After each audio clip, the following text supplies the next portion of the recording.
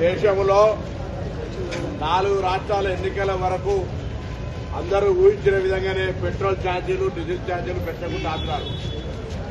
ఎన్నికలై ముఖ్యమంత్రి కూడా ప్రమాణం స్వీకారం చేయకముందే నరేంద్ర మోడీ ప్రభుత్వం దేశ ప్రజలకు ముఖ్యంగా తెలంగాణ ప్రజలకు పెట్రోల్ డీజిల్ ధరలను పెంచి మరొకసారి అన్యాయం చేసింది. ఈ సందర్భంలో కిషన్ రెడ్డి గారు, బండి సంజయ్ గారు ఎన్నికలకు ముందు అనేక సందర్భాల్లో పెట్రోల్ ధరలు పెరిగాయని 10 సార్లు ప్రెస్ కాన్ఫరెన్స్ చేశారు. ఇవాళ నరేంద్ర మోడీ ప్రభుత్వం పెట్రోల్ ధరలు పెంచింది.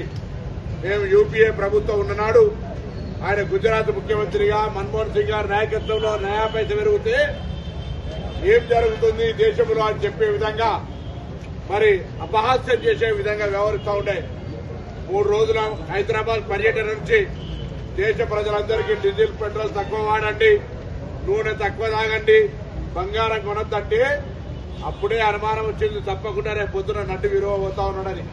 ఇవాళ మనిషి అబద్దాలు దురదృష్టకరమైనటువంటి మోసకారిగా ప్రజల జేబులను, ఎందుకంటే 6 నెలల స్టాక్ ఉందని చెప్పినారు.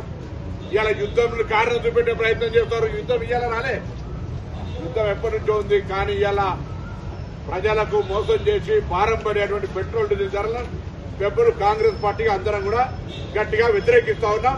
భారతీయ జనతా పార్టీ స్పందించి జవాబు చెప్పి భూమికి రాయాలని కూడా డిమాండ్ చేస్తా ఉన్నాం.